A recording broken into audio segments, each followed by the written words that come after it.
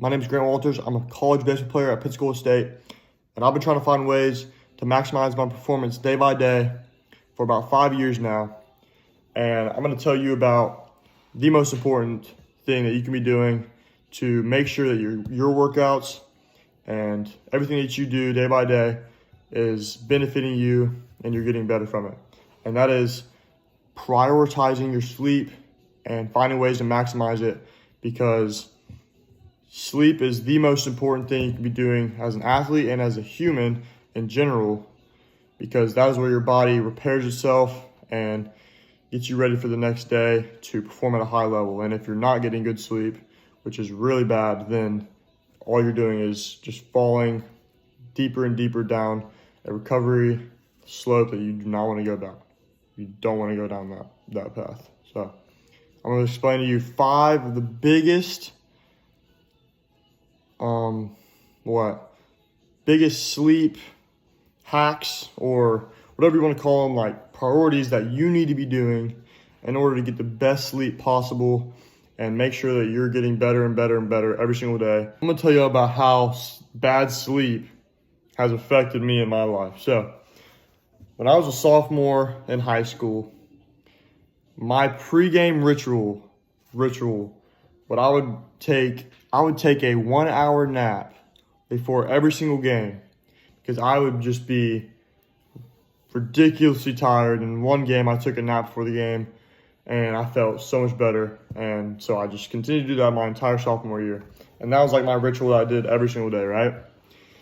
And junior year, I tried to carry on this ritual, right? I tried to take a nap before every single game, but I wasn't tired at all. And I didn't understand why I was so tired. Sophomore year, I would always fall asleep during class and all the such. I would be absolutely ridiculously tired. Junior year, I would never be. And now I realize that as I look back, sophomore year, I would go to the gym after practice at about 6, 7, right? And I would drink a coffee at 6 or 7 p.m. and then go to the gym, right? And I would go to sleep. It wouldn't affect my sleep, right? As I thought, because I would fall asleep, right? But I would wake up in the morning, feel absolutely tired, fall asleep during class, all of the such, and I didn't know why. And junior year, I went to the gym in the mornings, didn't take any caffeine after. So the reason I was so tired sophomore year and I was falling asleep during class is because I was taking caffeine, and I didn't think it was affecting me, but it really was, because now that I've done more research and had more experience, I realized that even though you can fall asleep if you take caffeine during the afternoon, you can still fall asleep, but it'll affect your REM sleep.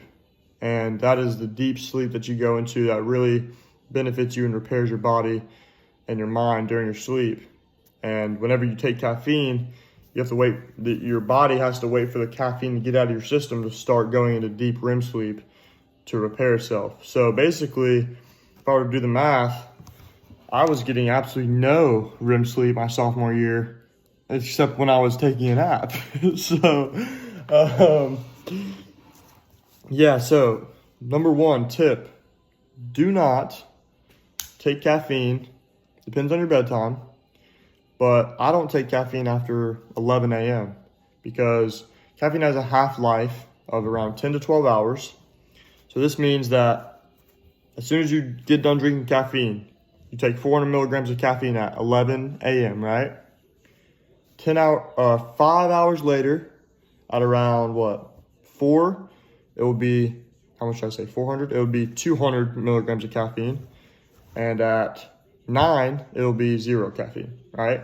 So you want to make sure that if your bedtime's at 10, you have to cut your caffeine intake off. Like, don't drink any more caffeine 10 hours prior. Next thing, one of the biggest things that I hear people say is they can't go to sleep. It's hard for them to go to sleep, right? Me personally, I fall on the bed. It takes me about 5 minutes, okay? I'm going to tell you why. Because having a consistent bedtime is one of the most important things that you can do, right? Mom and dad always used to have us at a bedtime around 9:30 or whatever when we were kids. And we think that a bedtime is childish, but no. A bedtime is extremely important, okay? Because basically when it comes closer to that time, when you're consistent with it, comes closer to that time, you get more tired and more tired and more tired. And then once you hit the sack, you're out, okay? Because that's how every single day you operate. Every single day you operate. Have a consistent sleep time and a consistent wake time, okay? And the best way I know how to do this is think about the earliest you've had to been up in the last year, okay? And that's your wake time. And then set 8 hours prior. That's another tip. 8 hours of sleep every single night, at least 8 hours. Some people say 7. No, I'm gonna say 8. 8+ hours, 8 to 9 is the sweet spot of sleep. Get it, prioritize it. It's the most important thing you can be doing. Most important. I cannot emphasize it enough. Most important, okay? So back to the topic of consistency, okay? Say the earliest you had to wake up at 6 a.m. So you would set your bedtime at 10, okay? Or 9:45 to play it safe, okay? And because you want to calculate that in. If it takes you 15 minutes to go to sleep, then you want to calculate that into your 8 hours, right? So say that's your bedtime, 9:45, right? And you got to be consistent with it. And it's really simple. It's simple. It's not easy though, okay? Because your friends go out, or there's a party, or whatever. Your friends want to stay up and play the game, or all the things that could happen. And you don't want to miss out, right? But you're not missing out on much. I promise you'll be fine. Prioritize it. Make it like a non-negotiable, bro. Like every single night, I'm gonna go to bed at this time. I'm gonna wake up at this time, and you will get a tremendous. Like your sleep will be amazing.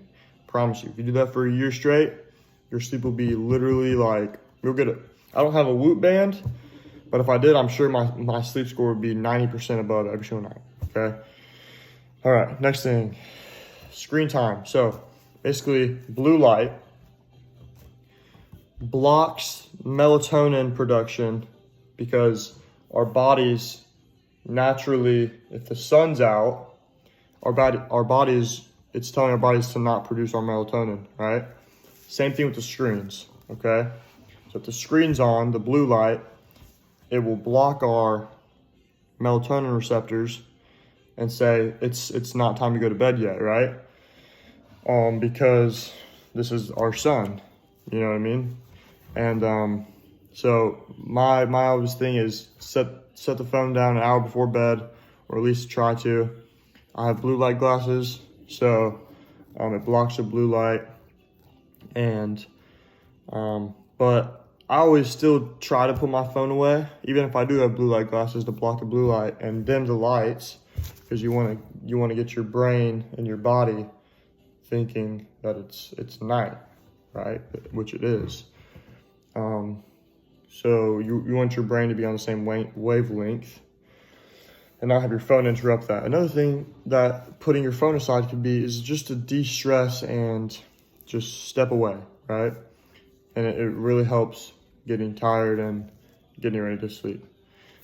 Last thing is have a nighttime routine, something that puts your body in the mode to hit the sack, right?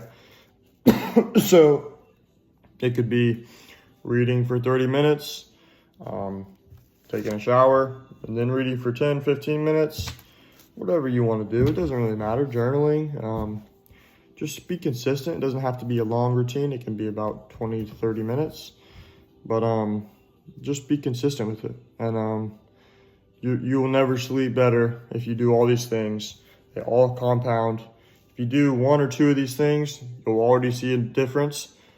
If you do all of these things, you will see a ridiculous difference. Okay, so implement these things and prioritize your sleep, because it's the most important thing you can be doing, not only as an athlete to boost your recovery, but as a human to maximize your performance. Let me know if y'all enjoyed this video. If y'all want to see me talk about different topics that y'all are interested about, let me know in the comments. I'm an open book. I'll talk about anything that y'all want to. I'll be coming out with more videos like this.